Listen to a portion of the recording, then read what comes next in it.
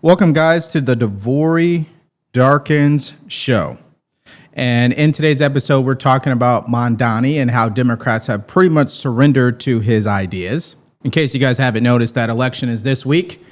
And I think they're just going to go ahead and give it up to him, meaning they're going to go in the direction of where he wants to go, the ideas that he has been communicating. And so on this Monday, November 3rd, we're going to dive into the merits of what he is proposing. That way, when you come across people you know personally, you know exactly how to respond to them. That's the first thing. Secondly, President Trump in his 60 Minutes interview, which he finally had that happen, because after 5 years of not appearing on 60 Minutes, everybody thought it was a surprise, especially after they had to pay him $16 million.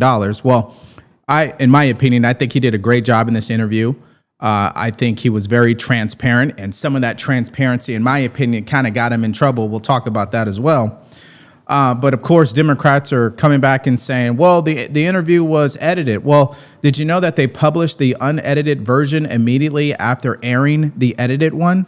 And then the White House published the unedited version. So when you hear that on social media, you guys will know exactly what to say. That unedited version has already been posted, and that is the fact of the matter to it. Okay, before we go any further, if you guys are new here, we deliver common sense commentary for these uncommon times. There's no question about it.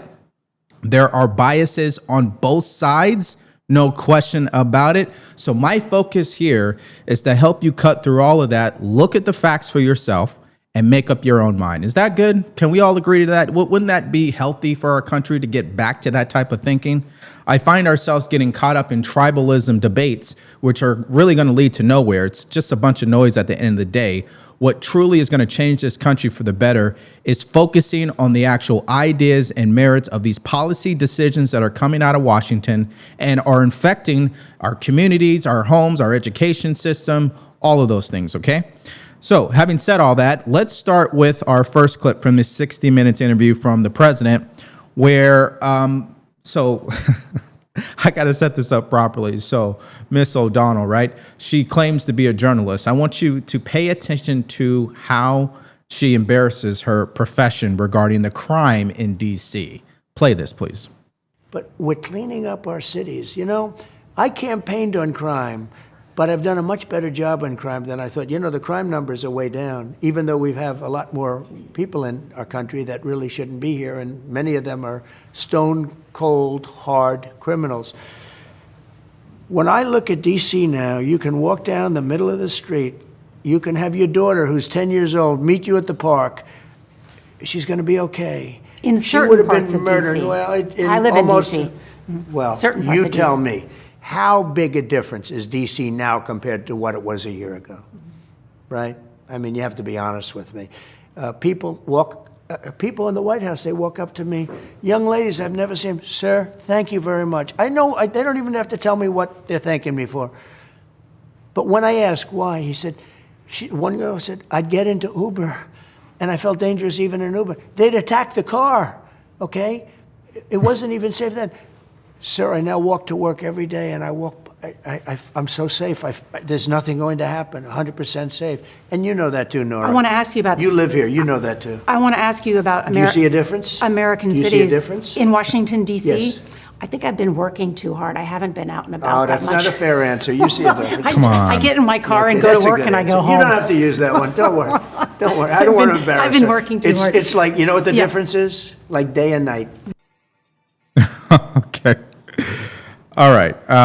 You guys saw the same clip I saw, okay? There's no way to defend that as a journalist. So first you press the president on the fact that crime in D.C. is not down, especially in certain parts of D.C., but you can't name those parts.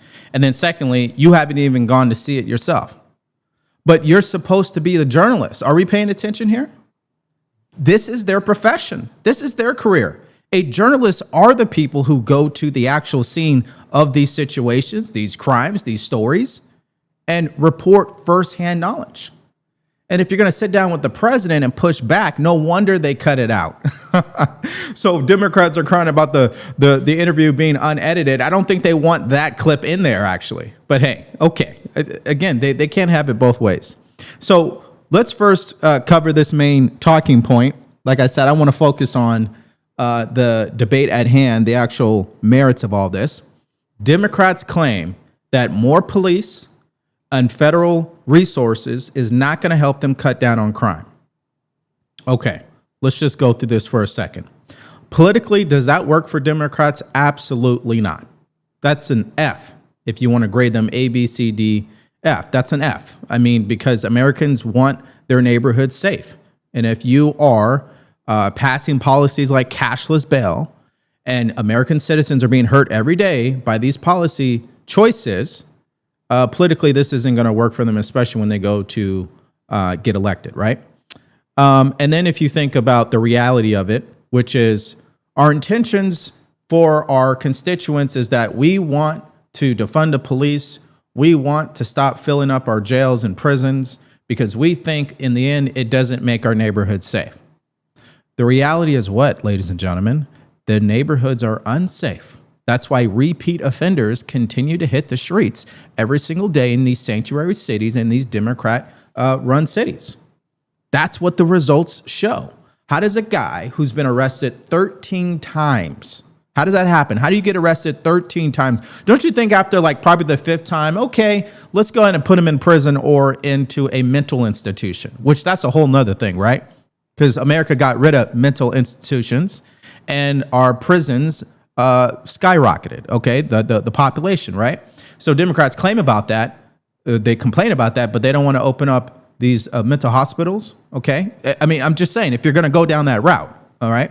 So at any rate, what they're trying to propose to the American people might sound good on the surface, but in reality, the results, the outcomes, it doesn't align. It doesn't match up. It contradicts each other. Okay, next clip, Venezuela. So we already know some people believe the president is seeking a regime change in that country. Some people, especially on the left, think he doesn't know what he's doing, and he's just, I guess, sending, parts of the Navy over there for funds, I guess. I don't know. And then other people believe it's necessary to cut down on cartels and narco terrorists, okay? Let's watch this clip and what he has to say about that. On Venezuela in particular, are Maduro's days as president numbered? I would say, yeah. I think so, yeah. And this issue of potential land strikes in Venezuela, is that true? I don't tell you that. I mean, I'm not saying it's true or untrue, but I wouldn't. Why would I we wouldn't do be it? inclined to say that I would do that, but because I don't talk to a reporter about whether or not I'm going to strike. I'm not going to. You're a wonderful reporter. You're very talented, but I'm not going to tell you what I'm going to do with Venezuela if I was going to do it or if I wasn't going to do it. Yeah. It's funny because if you were to go back in history, you wouldn't see the media asking Joe Biden these same types of questions, right? You wouldn't see that. But I guess they believe they have to ask him those particular questions. Like, why? Look, when I served in the military, there was something called OPSEC, which is operational security. There's just certain details you wouldn't disclose to the public. Doesn't matter what your profession is, your MOS. You wouldn't disclose certain information. Usually information would be like, who's in charge? Where are we going to be? What time the mission's going to start? What is the mission? Like, you're not going to really communicate any of that. You're going to be vague as possible, which is what the president does very well. That's why people who think he is, I guess, doesn't know what he's doing and he's winging this, they're ignorant, okay? That's a skilled politician, the way he answered that. I don't know if I'm going to do it. Maybe I will, maybe I won't. That's a phenomenal answer. Because it puts the person interviewing in a position where it's like, well, I can't go on record and say that the president committed to this, and I also can't say he didn't commit to it, right? That's a skill politically that most politicians don't have, okay? And if they try to exercise it, they start sounding like Hakeem Jeffries, which is essentially a robot, right? So at any rate, listen, no matter where you stand on this issue, one thing is clear. We do need to do something about narco terrorists. We do need to do something about cartel members. I just read a story how one of the mayors in Mexico, in one of these cities, was assassinated by the cartel because he was the most outspoken mayor against them. Assassinated. People have been taken to the streets and protesting over this in Mexico. I'm sure Democrats won't be talking about that, of course. At any rate, I think the bottom line here is, and it's a question you guys will have to answer in the chat, do you support the president? Whether he is seeking a regime change, do you support that? Yes or no? Let's say the answer is no. What do you think should happen in regards to Venezuela as far as trade is concerned and as far as how they contribute to the drug trade and the trafficking? Do you think America should do anything at all or just leave it alone? And by the way, Maduro, just so we're all clear here for the Democrats out there who claim that Trump is a king, he's a tyrant, right? Maduro lost his election and refused to leave office, okay? He lost the election by 70%. Think about that for a second. They were out there protesting. They should have been protesting him, actually. But okay, let's go to the next clip. Government shutdown. You have helped end these government shutdowns in the past when they came about, and you did it by bringing I'm very good at it, You but I'm brought not going members to of do it by. Congress I'm not going to do to it the by White House. extortion. I'm not going to do it by being extorted by the Democrats who have lost their way. There's something wrong with these people. So then what happens on November 15th when the troops don't get a paycheck? Schumer is a basket case, and It's a he question has for nothing Congress. to lose. He's become, I just left Japan, he's become a kamikaze pilot. This It guy sounds like this is not going to get is a solved. kamikaze. He would rather see the country fail than have Trump and the Republicans do well. But the people don't want that. I hear you. So It we have sounds a like- record-setting country right now, and we're not going to be extorted by a man who's grossly incompetent, who is going to be defeated by any one of 5 different candidates. We don't Sounds wanna like let this that is not happen. going to get solved. Say it. Sounds like it's not going to get solved, the shutdown. It's going to get solved, yeah. Oh, it's going to get solved. How? We'll get it solved. Eventually, they're going to have to vote. Okay. You know, I have to keep my comments, I guess, again, based on the merits, because it's easy to criticize her. So let me just say this. I would imagine that if you're going to interview the president of the United States, you would ask better questions, okay? How is the government shutdown going to end? What type of question is that for him? That's not his job. That's a question she should be asking Chuck Schumer and Leader Thune, because they are the ones in charge of the Senate. It's interesting, the line of questioning, but it's their prerogative. She can ask whatever question she wants. I'm not, I guess, knocking her for that. At any rate, the real question really is, why are Democrats standing firm in refusing to get the government back open, even though they claim to be working for working class Americans, even though they claim that they want to save lives, even though they claim they're fighting for the American people? But by keeping the government shut, American people are getting hurt in the process, particularly federal employees. So how do you square that exactly? Again, let's go back to attacking the merits of the case here. Politically, is this good? No, it's not good. Optically, is this good? No, it's not good. In a country that is demanding populist policy decisions and choices from our leaders, is this good? No, it's not. This is going to affect the economy. Now, let's go to the principle of the matter. They are putting their tribal attitude ahead of principle. Principle says you would not negotiate such a controversial topic during a government shutdown, let alone keep the government closed over that particular issue. That's principle. That's because by doing that, you're refusing to do work. You have been elected to do work. You have been elected to debate. They can't debate right now while the government is closed. They're putting their tribal needs ahead of principles. And the reality, as I go through this, again, their intention is to help the American people. The reality is they're hurting the American people, which brings us to this clip from Fox News. They had a panel on today, Democrat, Republican, talking about the shutdown, talking about deportations, all of it.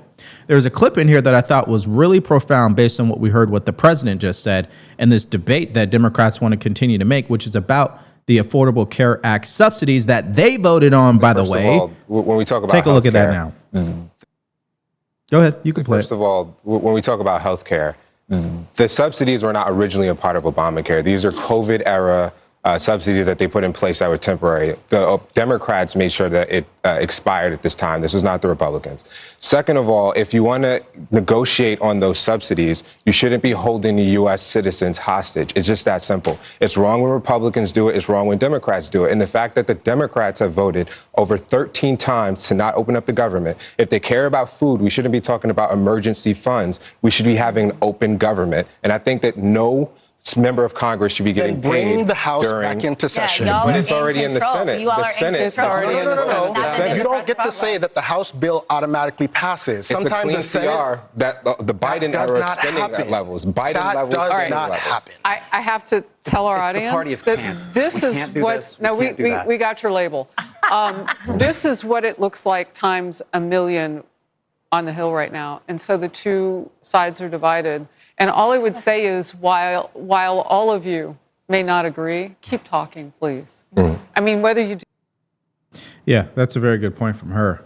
Okay, I have more to say about the Affordable Care Act, but first I want to have you guys hear this message from today's sponsor, American Financing. Take a listen. All right, so I have a question for the homeowners out there, and this is pretty serious. What if you could delay your next 2 mortgage payments? I'm talking about putting in that money back into your pocket while we head into the holidays. Well, you could do that if you call American Financing today, because if you're feeling stretched like all the other Americans out there where they're putting expenses like gas and bills and gifts for the holidays on their credit cards, you know the interest rates are insane. They're in the 20s and 30s. That's why American Financing can show you how to take your home's equity, pay off that debt with an interest rate that's in the low 5s. And their salary-based mortgage consultants are saving people just like you every single month on an average of $800 a month without any upfront fees. So call today before it's too late. 866-890-9392, 866-890-9392, or go to americanfinancing.net/DeVory. All right, this is just crazy because you know what frustrates me the most? It's when these insurance companies continue to lowball every day. All right, so the ACA subsidies, just so you guys understand, what are they exactly? How many of you guys actually know what the Affordable Care Act subsidies are and why they were passed? Put it in the chat if you guys are aware of it. So they're exactly what they sound like. It's the federal government subsidizing the insurance premiums so that Americans can afford health care. They voted on this. When I say they, Democrats voted for this during COVID. Because again, not only did they hand out the checks, but they said, hey, let's attack healthcare. Let's bring those costs down as well. So essentially, they put this burden on the taxpayer even more, which we're now paying for because of inflation, okay? But they are now slave to the insurance companies. Let's do the math really quick. Let's say your insurance premium back in 2020, before COVID hit, was $1,000 a month. Let's just make the math very simple here. $1,000 a month. Okay. COVID hits. Checks start going out. Democrats start getting the idea, okay, here's another position that's very popular, but in reality doesn't work, which is subsidizing healthcare. Okay, so they start to do that. And they say, all right, now these insurance premiums are going to go down to $800 instead of being $1,000, meaning the American citizen will pay $800 moving forward because of the ACA subsidies, but the insurance company is still going to get paid their $1,000. You guys following me? Meaning the government is kicking in even more money to subsidize healthcare. And they're the ones that put the expiration date on this, which is at the end of this year. So now that we're here in 2025, you honestly think the insurance companies are going to sit there and say, oh, well, since you guys aren't extending these subsidies, yeah, we'll do the American people a favor. We won't raise premiums. Of course they're going to raise the premium. They're a business. They're a corporation. So if they do expire, the insurance premiums go up. That is a fact, no question. But the reason why they're going to go up if they don't figure this out, and the reason why we're in this position, is because the government wanted to do another handout. The government wanted to spend more money that we didn't have because they want to help people. The problem is we get punished for it down the road. Okay? And so if I'm the insurance company, and I donate a lot of money to politicians in Congress, oh yeah, you think I'm happy with the government shutdown? No, I want them to figure this out now because I want my money. And that's just the reality to it. And I think that's one piece. I think there's other pieces to the pie, but this is stuff that you could verify yourself, of course. But again, so if we do the bottom line here, that means politicians, once again, are slave to the insurance companies. Now, for a party who rages against billionaires, for a party who rages against the elites and corporations, It's funny that they are slave to them in this process right now when they claim to be fighting for the Affordable Care Act subsidies that they put in place, spending people's tax dollars and using money that we don't even have in the first place. Okay, so this interview was great, by the way, but there was one part I did not like from the president, and it was this exchange regarding the former CEO of Binance. Take a listen. This year, the president has pardoned or shortened the sentences of more than 1,600 people. The latest pardon was for a cryptocurrency tycoon who is known as CZ. The company CZ founded, Binance, helped boost the profile of the Trump family's crypto firm, World Liberty Financial. He pled guilty in 2023 to violating anti-money laundering laws. Right. The government at the time said that CZ had caused significant harm to U.S. national security, essentially by allowing terrorist groups like Hamas to move millions of dollars around. Why did you pardon him? Okay, are you ready? I don't know who he is. I know he got a 4-month sentence or something like that, and I heard it was a Biden witch hunt. In 2025, his crypto exchange Binance helped facilitate a $2 billion purchase of World Liberty Financial's stablecoin. And then you pardoned CZ. How do you address the appearance of pay for play? Well, here's the thing. I know nothing about it because I'm too busy doing the other. But he I can got a only pardon. tell you that. But he got a No, pardon. I can only tell you this. My sons are into it. I'm glad they are because it's probably a great industry, crypto. I think it's good. You know, they're running a business. They're not in government. Because you were. Okay. So every now and then I get a comment on my X profile. I'll get an email, I'll get a DM. You know, DeVory, all you do is talk about Democrats and how they always do something wrong. You never have nothing to say about the president. Guys, this was a disaster answer from the president. There's no question about it. How do you not know who you pardoned? Okay, that's number one. Number two, this is happening on the backdrop of the auto pin. So, I mean, clearly, maybe he wasn't prepared for the question. I mean, that may be fair to say. But let's call balls and strikes. That was a terrible answer. You should absolutely know who you're pardoning. And the fact that allegedly, according to the media, this guy has ties to World Liberty Financial, which I'm going to look into and verify that, of course. Even if that is true, I'm not even tripping about all that. I'm just tripping about the fact that, hey, can you at least give us a better answer than I don't know who he is? Now, this is why I'm telling you guys, I appreciate the honesty. At least he's transparent enough to just tell us what it is. So I'll give him that, right? But if we're just, again, let's stick to the merits of the case here. Politically, how does this work for the Trump administration? Is this good for the Trump administration? Will this give them more power, more leverage over Democrats? I'd probably give it a C, maybe. Let's say optics. Is this good optically for the country? Is this good optically while we're investigating the Biden administration for auto pen stuff? I'd say no, this is an F. Okay. Let's go to populism. Okay, does this help? Is this helping us, the American citizen, gain financial prosperity? I don't have enough information to give you guys an answer on that. I'd like to think that his administration, because they are pro-cryptocurrency, that is good for the American citizen, because I think more people should be educating themselves around that, particularly Bitcoin. I think there's a lot of money to be made there. I think there's a lot of technology. We're on the verge of the average American finally getting an understanding of what that looks like. I don't think we're there yet. Okay, only people who are really into this stuff understand it.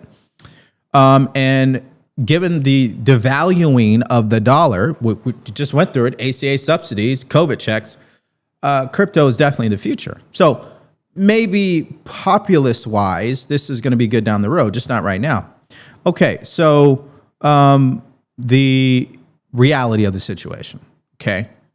I'm just not buying it, okay? I think the reality of this is that someone who's in the financial crypto space got a pardon and the president doesn't know why. I think reality for the average American is like, I think we need a better answer than that. This was the only part of the interview that I just didn't like. And I'm saying this because if we don't have the heart and, I guess, excuse my French, the balls to call it like it is at times, then we're no better than people on the left. Okay. This guy getting a pardon is a question mark in my opinion. And it's a question mark because the way he answered it. Maybe they'll come out later and explain themselves. Now, some of you guys may say, well, the president doesn't need to explain himself. Okay, well, then hold that standard to Joe Biden then. He doesn't need to explain himself. And quite frankly, to be honest with you guys, if we go all the way with it, the president of the United States does not owe an explanation on why he issues pardons. I think based on the law and the Constitution, they don't owe an explanation. So even though I may disagree with his answer, in the end, it's irrelevant because it's the only authority that the president has that is unchecked. There's no way to challenge that. And we've seen that because the entire Biden crime family got a pardon, and we're never going to know why. Even if we do all these investigations, it'll lead nowhere because they're never going to get prosecuted, okay? And because it's the absolute power that the president holds. And I think that's just being fair and nuanced about the entire situation. Okay, next clip is Andrew Cuomo and Zohran Mamdani. Here's what the president had to say. Former Governor Andrew Cuomo, who you know is campaigning for mayor, he recently said that if Mamdani becomes mayor of New York City, that you will take over New York. Cuomo said this. He said he will be President Trump and Mayor Trump. He's going to take over New York and send tanks down Fifth Avenue. Oh, it's so crazy. Look, when I left New York, we were at the epitome of it was a great city. It was doing great. It was a great city, but there was some bad signs because we had a guy named de Blasio who... Yeah. So I want to play that for you guys because it shows you the rhetoric that Mamdani is using to try to turn out votes, okay? Which is so far from the truth, okay? Me and my producer, we were talking about this earlier, my producer and I. Isn't it interesting that every story, they keep trying to bring it back to Trump? They think this New York City mayoral race has something to do with President Trump. It has nothing to do with him. That has everything to do with New Yorkers and their failed politicians throughout history, okay? Particularly their mayors. That's what it has to do with, okay? So why do they have to make it about Trump? It's because that's what they know. It's the easy thing to do. I think it's a mistake politically because you start to form the identity that you're only about fighting against President Trump and you're not fighting for the people who you want to elect you, your constituents. You're not fighting for them. You can't. I'm of the opinion you can't do both.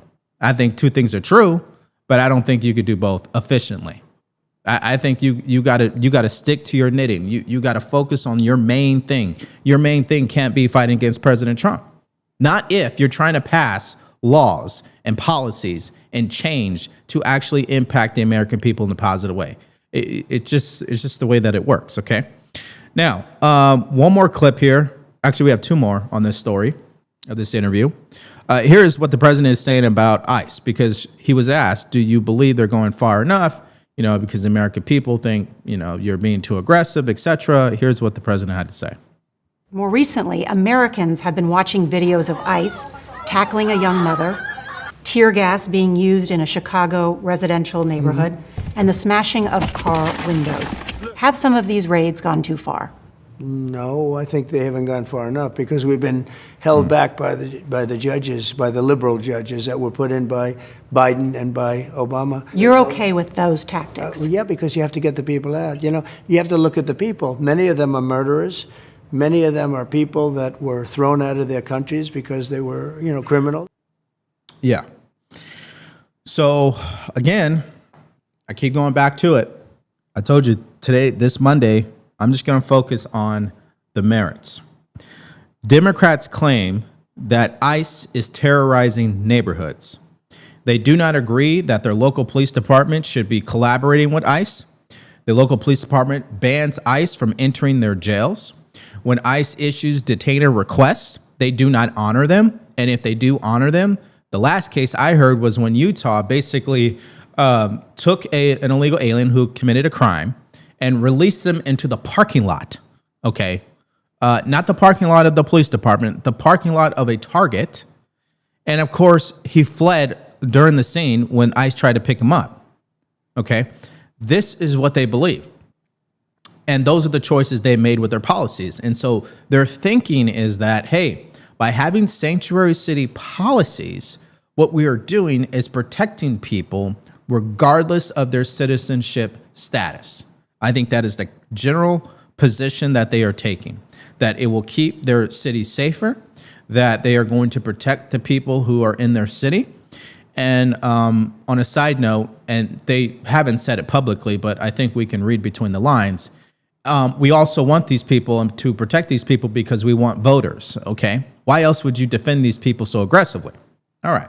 So that's their case. That is their argument. Well, politically, that doesn't fly because we just saw the poll over the weekend where 52% of Americans, given everything that's happened up to this point, still agree that what the president is doing when it comes to mass deportation, they approve of. 52% approve of that, okay?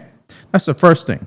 Secondly, sanctuary city policies also, if you think about it, is parallel to cashless bail.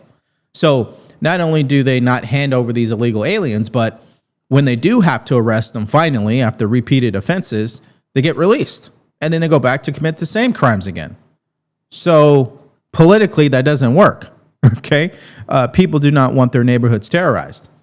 At any rate, when you think about the optics of it all, you could argue that when you're seeing what you're seeing in these videos, that the average American who really is a centrist or an independent, okay, they may not like what they see.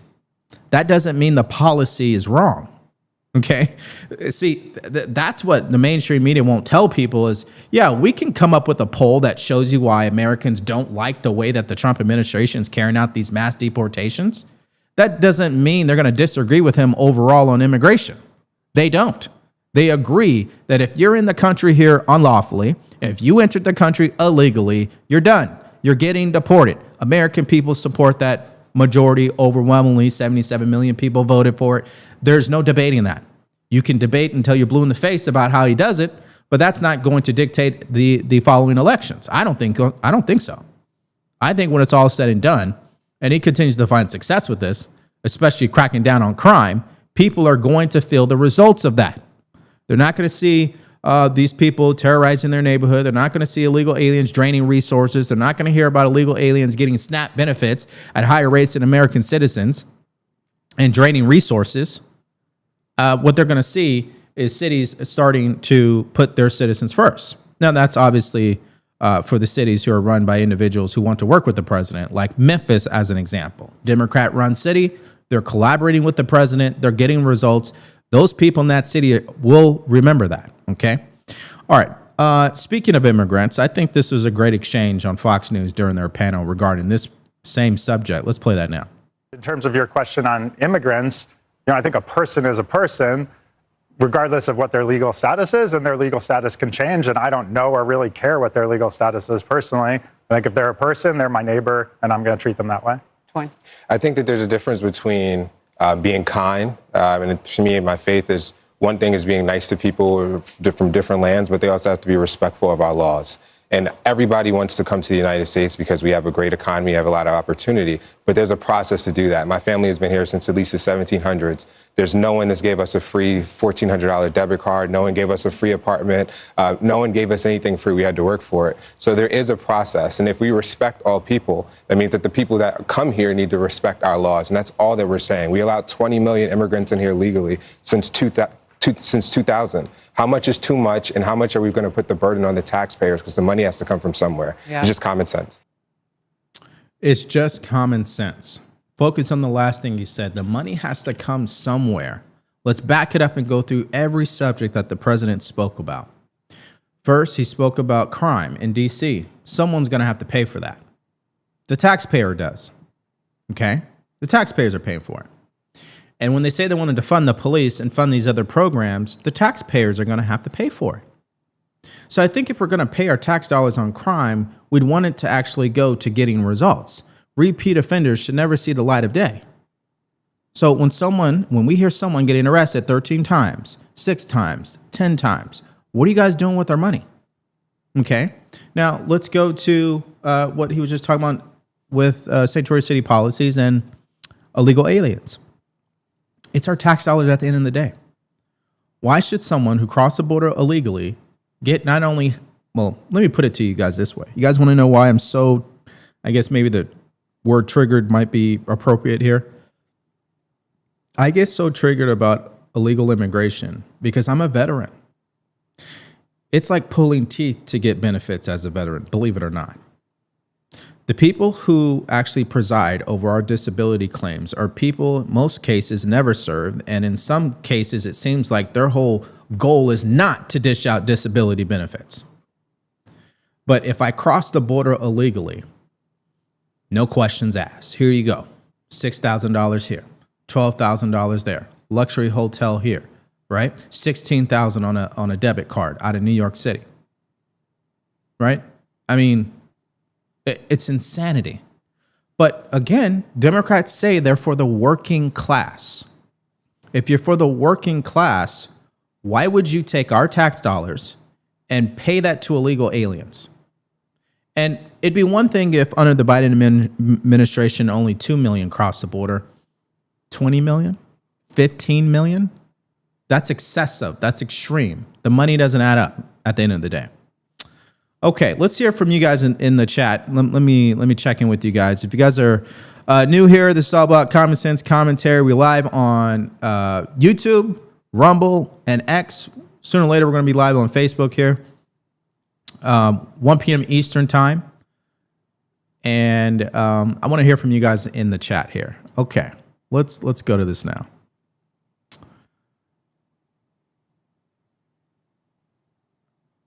Let's see here. I'm on Rumble at this point. Eventually, the country will be divided geographically along political lines. Bad times are ahead as we divide. Yeah. Well, it is a cycle. It's a cycle that is necessary, and throughout history, that it has shown us that. So, if tough times are ahead, that means great people will come out of that tough times and create better times, if you think about it. Why does no one talk about how much a criminal costs us, how much it costs every one of the 20 times a criminal is arrested and charged and go to court just to be let out? Exactly.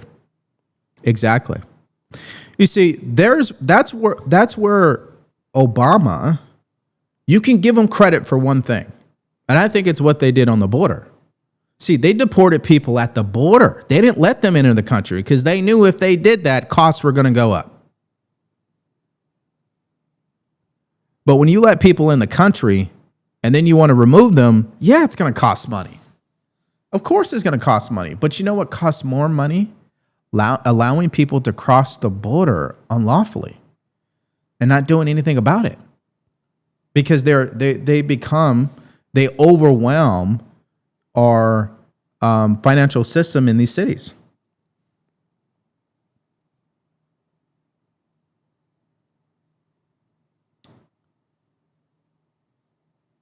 Let's keep going here. I got to catch up with you guys. You guys are all the way down here. Okay, here we go.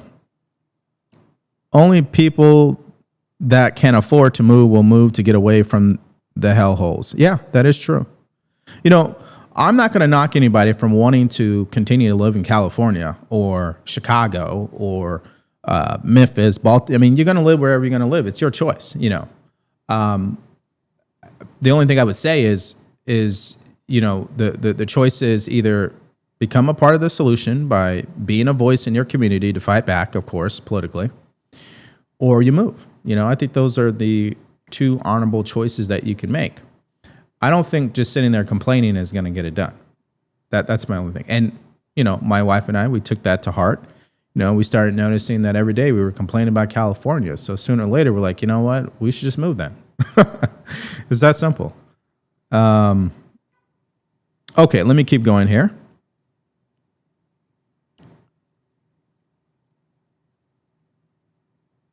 Yep, the Democrats have to import their voting bloc to win elections. Exactly. Yep, I think that's what it's really about. Let's see. Local residents are all for ICE rounding up illegals. The illegals are taking up the locals' benefits for one thing or another. Exactly.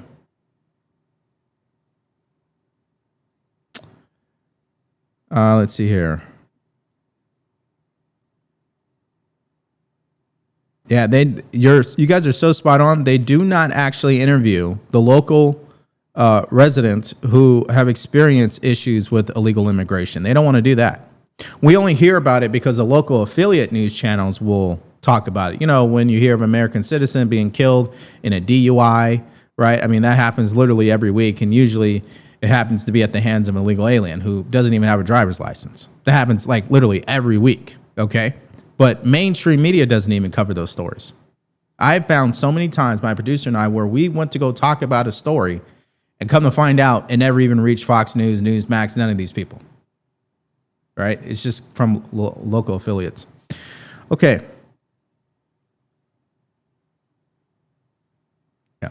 Yeah, I don't think the auto pen was or should be legal, especially for pardons and passing bills or videoing.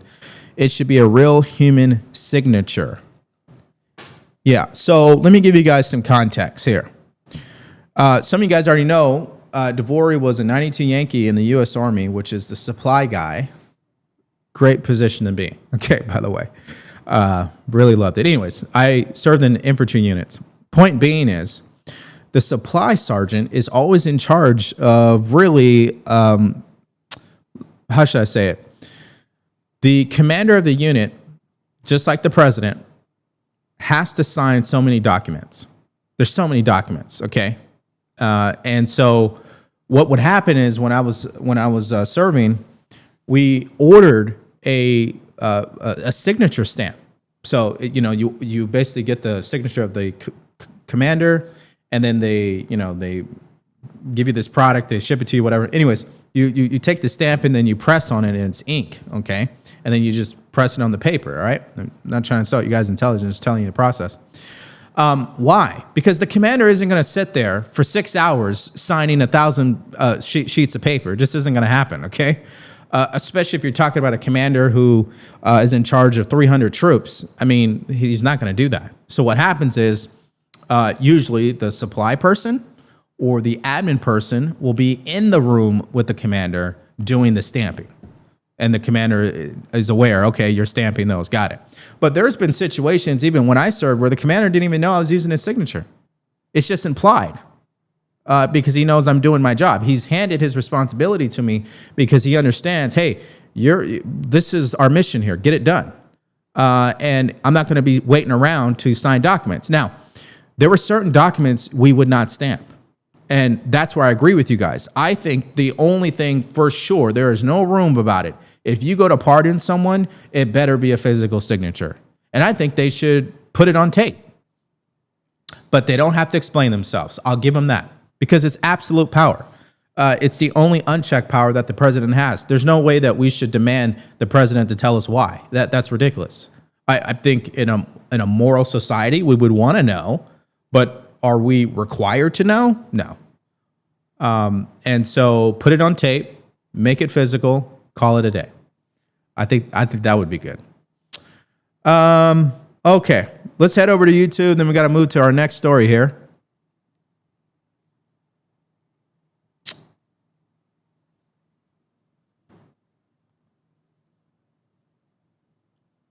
Yeah, what is in the question is who did the pardons exactly? Yeah. No, that is definitely the question. That's why I said he should have signed those pardons in front of a camera. He didn't even have to do the commutations, okay? He didn't have to do those, but when you're pardoning your family, do it in front of the video. I mean, go all in. Transparency, right? Okay. Thank you for your service. I appreciate you guys watching. I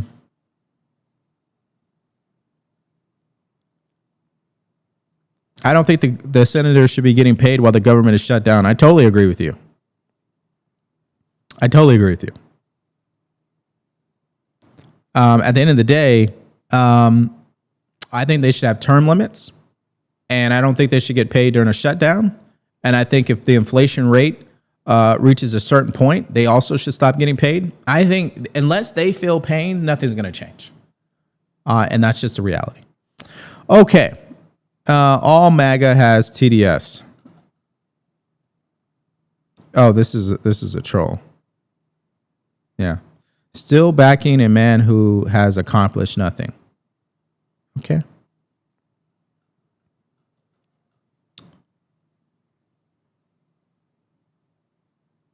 Oh, I see. I see what's going on. Yeah. So you're upset because I'm black and I happen to support the president. You know how low IQ that is emotionally? You're upset because of my skin color. But I thought you cared about black people. I thought you believed that black people are oppressed. Why would you look at me like that? You see, when we use your logic against you, you guys look even more stupid. It's interesting.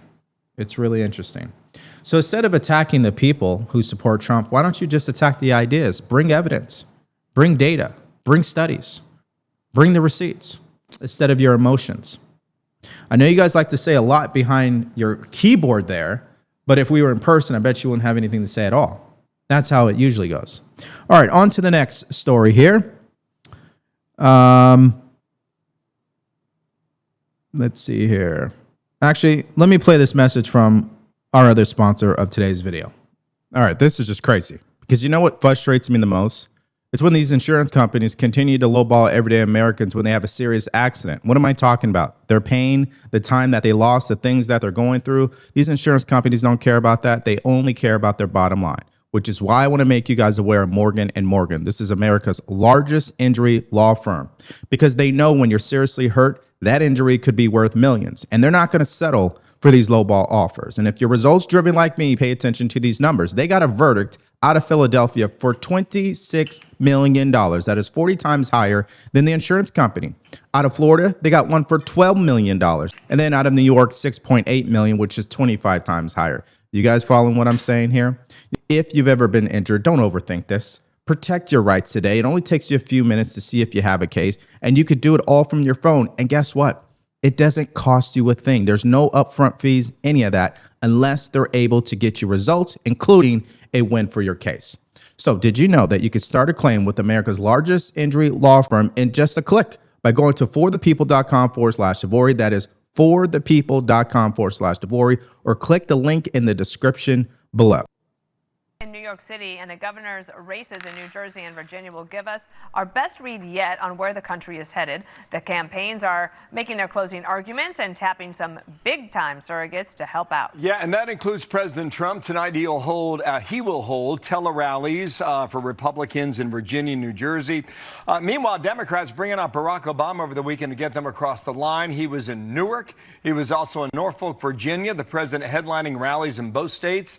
And he's wading in the New York City mayor's race, W-A-D-I-N-G, wading into. Dana. And the former president placed in a phone call to the frontrunner, Zohran Mamdani. He praised Mamdani's campaign and offered to be a sounding board.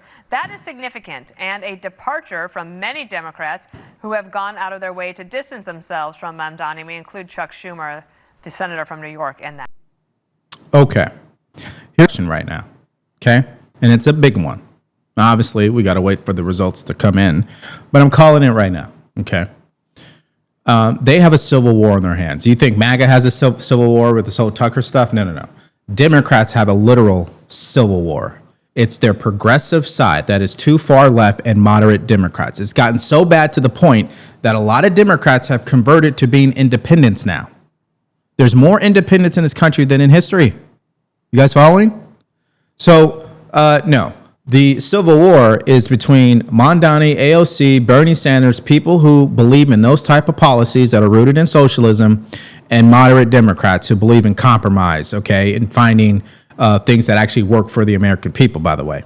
Okay, so now that we know that, one thing I just want to say really quickly here, and everybody kept sending me messages about this, so I might as well just knock it out. Isn't it interesting that Barack Obama, who is a man, came out last election between Kamala Harris and President Trump and demanded black men to fall in line and vote for her. But now that Winsome Sears is up for election, who is a black woman and could be the first black woman governor of Virginia, he's got nothing to say. He endorses Abigail Spanberger. And to make matters worse, the NAACP, right? The CP is colored people. Okay. They endorsed Abigail Spanberger. How do you make sense of that exactly? They should have just set out. And now Obama is offering his support or saying something. He doesn't even have the balls to come out and just say, I endorse Zoran Mamdani. So he kind of weaves it through there, right? Oh yeah, his campaign, he's running a good campaign. But he can't come out and say, don't vote for him, right? These guys, they're twisting themselves in a pretzel every day because of this civil war. That's my whole premise here to start this story off. Okay, why don't we skip to this poll from CNN? Because this is a good one. I told you guys, everything always has to come back to the president. Trump, Trump, Trumpity, Trump. Watch this. I mean, the common denominator here is Donald Trump, and Democrats are on the precipice of delivering a huge blow to Donald Trump in his second term. What are we talking about here? Well, why don't we just look? Democrats lead all the key races. You go to New Jersey governor. That's really the only close one. Mikey Sherrill, the Democrat, up by 6 points. Abigail Spanberger in Virginia, up by 10. And Zoran Mamdani, up by 16 points in New York City. The bottom line is this. Yes, there are ideological differences between the Democrats, but the key common component is they are all going after Donald Trump. And all the Democrats lead from New Jersey to Virginia to New York City. They all lead the Republican and independent opponents. How much is he impacting the cases? And never mind that they want to beat him in their minds. It's sort of like, hey, this is to show you that we can beat you. But how much is he affecting these? I mean, look, Donald Trump is a huge, huge drag in all of these races. Look at his net popularity ratings. In New Jersey, he's 11 points underwater. Virginia, 14 points underwater. Not much of a big surprise in New York. He's 35 points underwater. And I will note nationally in my aggregate of polls, he's about 13 points underwater. In our CNN poll, he's way below that, which looks a lot like New Jersey, a lot like Virginia. So these races, in my mind, could be huge bellwethers going into next year to understanding how Donald Trump is impacting these races. He is a huge, huge drag in across the board, New Jersey, Virginia, and New York City. What do you guys have to say about that? Give me your thoughts in the chat. What do you guys have to say about that? I didn't know the president had anything to do with New York, New Jersey, or Virginia. Now, I understand that he has obviously thrown his support behind, the New Jersey and Virginia governor race. I get that. And he definitely opposes in California Prop 50 for obvious reasons. But aside from that, what is he, I mean, his approval rating, I don't think has anything to do with the votes out there, okay? Now, why do I say that? Just so you guys understand, it's not just an opinion. I think it's just based on facts alone because he didn't win Virginia in his election. So what makes you think Winston Sears is going to win because of President Trump? That doesn't make any sense. New York City, what is there to talk about there? The Republicans are never going to win there, not at this point. You could thank Andrew Cuomo for that. That guy, imagine this. Imagine being the responsible for deaths on your watch. We're talking people's grandparents, senior citizens because of COVID. Imagine that, okay? And then imagine you clearly have sexual assault claims. Not one or two, but 13. It reminds me of, what's the NFL quarterback? Deshaun Watson, right? They had, some girls come out and say, hey, he's doing too much with these massages. He's going too far. And in the beginning, he was like, no, that's not true. And then 5 turned into 10, and then 10 turned into 30, and then 30 turned into 100. I mean, guy, clearly there's something going on, okay? So you fail as a governor, then you have sexual assault claims, and now you want to be the mayor of New York City? That's how convoluted it is in New York, if you think about it. That's their best options. So they're going to get what they deserve, ultimately, is what I'm saying here. That's why I said it's all bad. That has nothing to do with President Trump. That is failed politicians who have failed New Yorkers every step of the way. Eric Adams is in there too.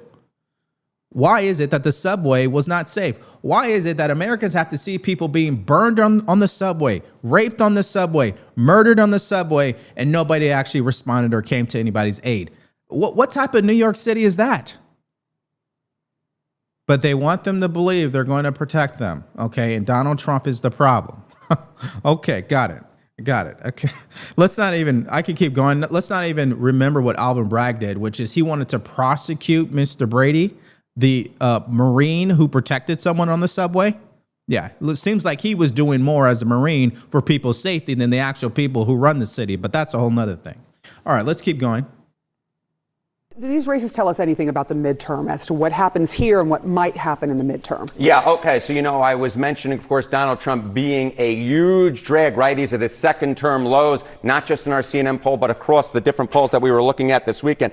And why is it that these races are so important? Well, go back through history, jump in that DeLorean. Look at what has happened when Democrats sweep New York City, New Jersey, and Virginia governor. They won the U.S. House the next year 5 out of 5 times in the last 90 years. You go all the way back to the FDR administration. So the bottom line is this. When Democrats do well in these off-year elections, when they sweep New Jersey, Virginia, and New York City, historically speaking, that means they go on to win the U.S. House of Representatives the next time around. And when we're in this national polarized environment and Donald Trump is as unpopular as he is, I think that history is likely to hold if, in fact, Democrats do sweep tomorrow, which at this point looks more likely than not.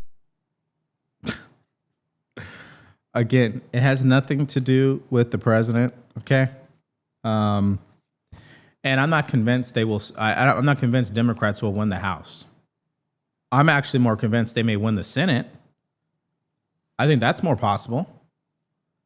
Why do I say that? I just think that when you factor it all in, Democrats are at the lowest approval rating in history. So where's the intersection there? Where's the intersection of the lowest approval rating in history and them continuing to win seats in the House? I guess we're going to have to find that out next year. And what mainstream media will do is, obviously, these elections are going to go what is the direction which most people already know, which is Mamdani's going to win.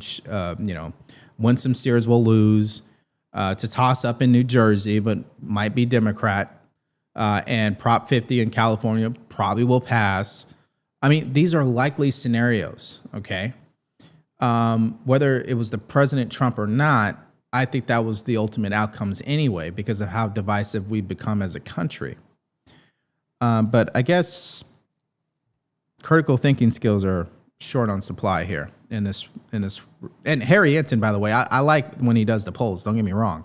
I just think making it about Trump is being lazy. Okay, can you give me more than that? But okay. One more clip here. This is Mamdani, which is very interesting. This was brought to our attention when I was scrolling on X. This is actually pretty interesting. I found this to be funny, which is he's supposed to be a Muslim, right? He's supposed to be a Muslim, Mamdani, right? Why is he campaigning and celebrating in an LGBTQ nightclub? Can anybody answer that question? Play this. He went to the club in Brooklyn. He's trying to get the youth vote. And this is an LGBTQ club called Pappy Juice. Listen to this. New Yorkers, are you ready to win this race? Are you ready to beat Andrew Cuomo? Are you ready to make history? It is an honor to be the first mayoral candidate to ever be a Pappy Juice. New York, this is your last shot tomorrow to stop this guy. All the polls indicate that he may be the next mayor, but you still have a right to have your voice heard in this election. You can turn it around election day. But if you want these grocery stores that the government is going to be paying for, that's going to fail, if you want the fund to police, again, although he says he's backed off of it, he still wants to get the special unit out of there. That's the SWAT team. They won't be there anywhere. And if you want someone that's going to be clearly anti-Jew, then he's your guy. But if you reject that, tomorrow you should show up and let your voice be heard. Yeah, yesterday I was heading over to watch the marathon, and I stopped at the school where I vote. It was pretty packed with people, and I ran in there and voted. And then I was impressed that there were so many people for early voting here in New York. This is definitely getting national attention too. Everyone across the country is talking about Mamdani. They made fun of him on Saturday Night Live for his smile over the weekend, but he's capturing the youth vote, or youth support, I should say, in other parts of the country. And NPR. Okay. The youth support, I think that's something else we need to discuss. Because if Republicans plan on winning the elections in the future, they need to address the elephant in the room, is that Gen Z are utterly disgusted in our politicians. So they're more likely to make a radical choice when it comes to voting. And if Republicans don't take the time out to not only make sure that these Gen Zers feel like their voices are heard or speak to the issues that they are having, we're going to lose. There's no question about that. Again, I told you throughout history, especially since I've been alive, Republicans are trash at selling. Just trash. They're trash at PR. They're trash at selling. Do you guys remember the cringe state of the address from Biden? You guys remember that? This was last year, I believe it was. This is the one where it was like red color in the background, and he comes out and he basically is saying anybody who supports Trump is an extremist. Anyways, the Republicans had a response to that, and it was one of the most cringiest things I've ever seen. And I might have the event wrong. It might be the other state of the address when he was in Congress. But at any rate, the point is, Republicans have not been great. So this is an opportunity to become better at communicating. I'm just not convinced they have been working on it. I think the president is great at it. I think the team he put around him is great at it. But I don't think the people in Congress currently today are great at it. That's why I told you, I think there's a huge difference between people who support Trump and people who are Republicans. I think in some cases, those are two different people. People who support Trump are more populist driven. There are Republicans who are not necessarily populist driven. They want to go back to war. Okay. They want more establishment stuff. Okay. I think that is a true reality. All right. One more thing here for you guys. So this is Senator John Kennedy. Really quickly, if you guys are on Rumble, this stream is about to get rated, just as a heads up. All right. To the quartering. And that's happening any second now. Okay. So one more clip here. This is Senator John Kennedy, because I think he sums up exactly what Democrats are going through. As I told you, I think they serve as a great case study politically, but also for our society as Americans. I think there's so much to learn from this party with these mistakes they continue to make. And I think the biggest one is what Senator John Kennedy is saying here. Take a listen. There's been no reflection, introspection, or course correction. So I don't see them changing.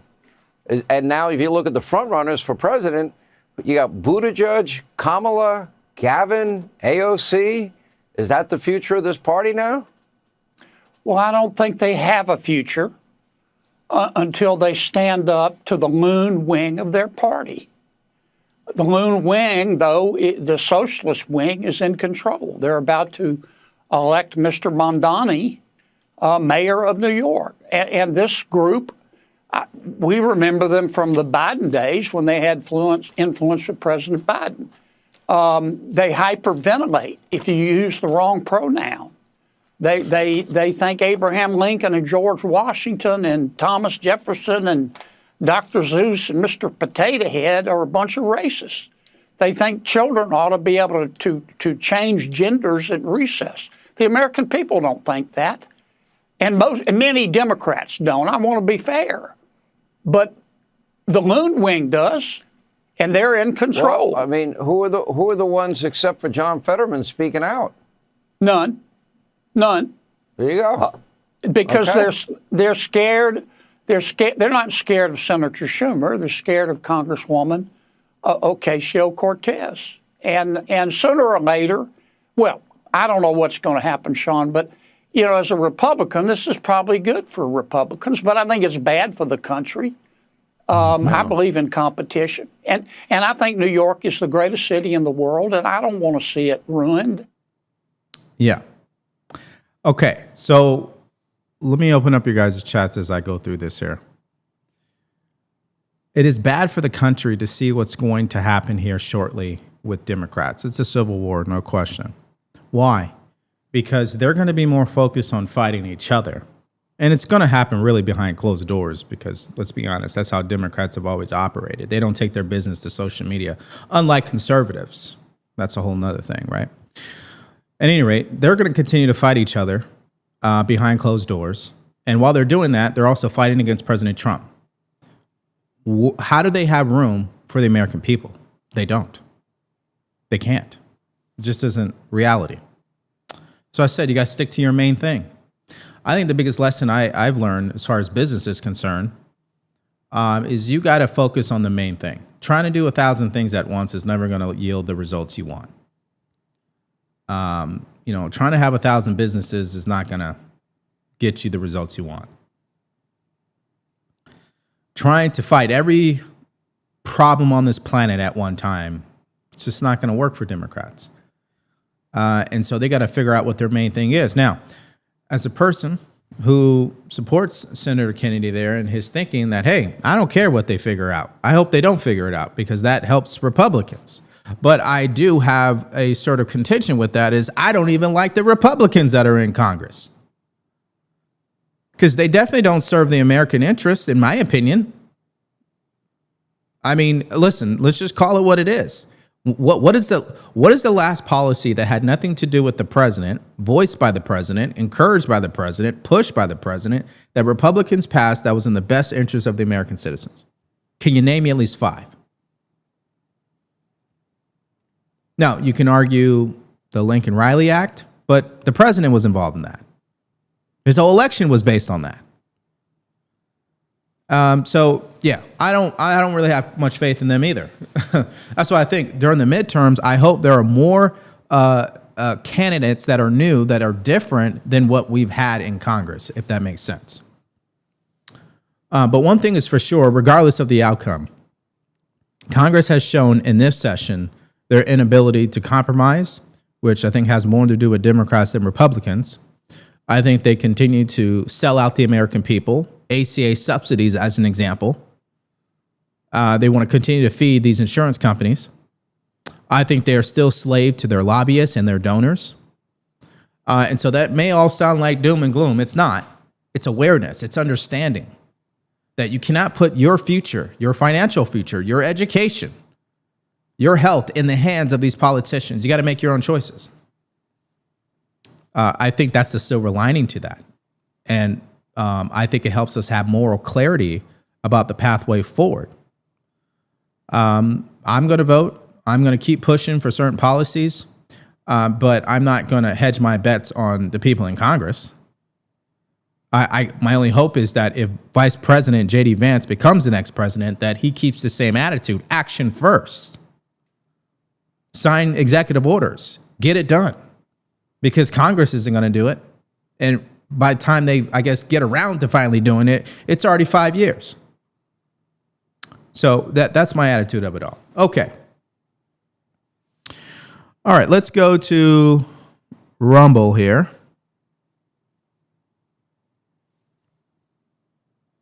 Let's see here. Before he backs an idea, let's see here. I say let New York City burn. Sometimes the kid has to touch the hot stove after their parent has done all they can do to stop them. Pain is the best teacher. I totally agree. That's my thinking. That's exactly the way that I see it. But for some reason, the polar opposite to that is, oh no, I don't want you to burn your hand. Let's do everything we can to prevent you from burning your hand when you know it's inevitable. Right? And then not only are we going to do that, but we're going to make the federal government larger because we want to save everyone from burning their hand. And then we want the taxpayers to pay for it, but we're going to tell them, no, it's not going to cost that much money. You know, it's free. It's not free. Yeah. There was a showing, I'm not too sure. I understand the whole Lindsey Graham point. Yeah, I don't trust him either. I mean, come on. Okay, something that few people call out is how these socialist positions generally work short term, exactly, but then fail long term. Which today's quick media cycle, this, what is that? This paves a socialist run for president in 2028. Exactly. Exactly. Yeah, so when the raid happens, guys, on Rumble, I can't stop it from going to the quartering, just so you guys understand. That's how their system works, okay? However, I did read in the comments that you guys can change your settings in the back end, which I'm not too sure how to do that. Maybe tomorrow I'll show you guys. We'll find out after this stream. I'll talk to Rumble myself and figure that out. But yeah, I don't have any, I can't like stop that from happening, okay? All right, let's go to YouTube and then we're going to wrap up here.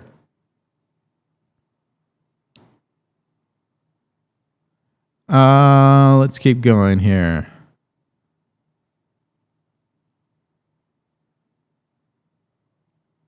Okay, Prop 50 really scares me that will pass when you got a whole lot of politicians speaking for it, even though it's not for the people and we're going to suffer and pay for it. Yeah.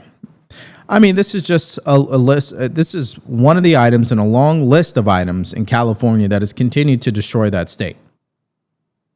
When I say destroy, I mean that what made California great has gone out the window. There's too many woke policies rooted in what they call compassion, but the results backfire every time. Homelessness, housing, crime, education, right? Men and women's sports, people who can be guardians of children and have no relationship with them. I mean, we can keep going. The softening of crime around pedophiles. These people, they say, oh, well, we're just trying to do the compassionate thing. They don't understand that the compassionate thing is accountability first.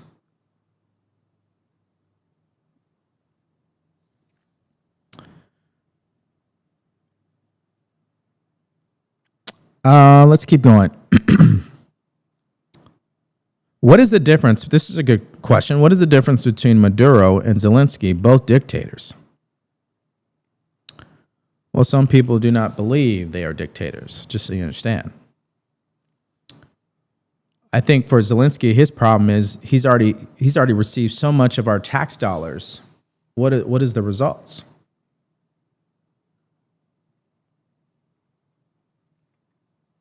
But, you know, it's not his fault that Russia invaded his country. I mean, what do you want him to do? Right? That is the reality there. And then it begs the question, why did Russia invade Ukraine? Some people believe it's because that is NATO continued to insinuate that they would allow Ukraine to become a part. That's a non-starter. Everybody knows that. But there's a lot of history there. And it's my opinion that Congress has continued to sell us out on that front. Let's keep going. Let's see here. The fact is, people are not the same. Therefore, God needs to show himself real to his people. Exactly. Cali Wokefornia. Yep. You lost me on the last rant. I'm not too sure what is confusing. It's people in Congress, and I would argue dating all the way back to Bill Clinton is why Russia has continued to invade Ukraine. That's just what the history shows. They know exactly who Vladimir Putin is. They know exactly what he wants, and they know exactly what triggers him. But they still made policy choices. They still allowed people to speak publicly that triggered Vladimir Putin. And as a result, he made choices that was really inevitable, and he went into Ukraine, not once, but twice. So, yeah, I'm not too sure what's confusing about that. Again, it's these people in Congress who want to get paid. They want these wars to take place. We just went over it with the ACA subsidies. They're enslaved to insurance companies. All we have to do is follow the money. That tells you everything we need to know.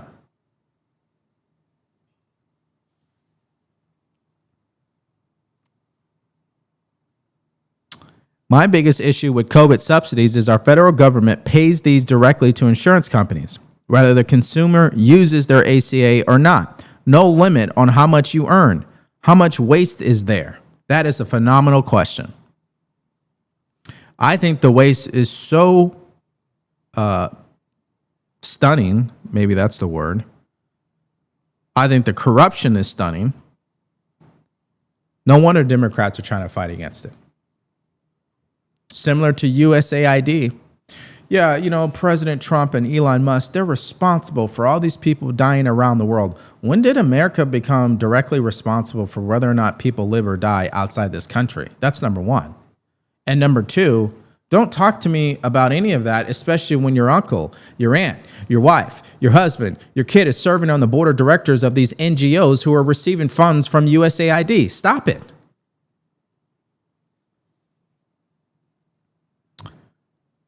Okay. DeVory, in your opinion, where were all the protests and riots when Obama deported so many? I don't get that one. That it didn't exist because this used to be a policy decision from Democrats. It's interesting. President Trump, most of his policies are Democrat policies. That's why I told you Republicans tolerate the president. They don't actually agree with him. They tolerate him. Okay? In some cases, Republicans would want to go farther to the right with some of the things that he is doing.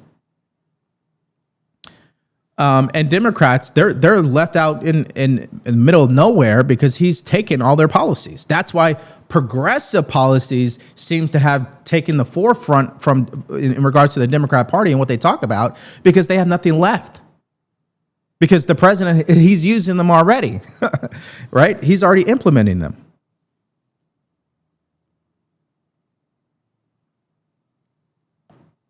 We got $38 trillion in debt. America first. Yeah. All right. I think we're done here. I appreciate you guys rocking with us today on this Monday, November 3rd. Obviously, this week, particularly tomorrow, there's going to be some elections. I think we already know how it's going to go. I don't think we should allow mainstream media to tell us why it has anything to do with President Trump. I think I clearly articulated that to you guys. I don't think it has anything to do with him, in my opinion. Maybe I'm wrong. You guys put it in the comments. But let me leave you guys with this. And we're going to continue to enforce this on the show, by the way, especially on Mondays.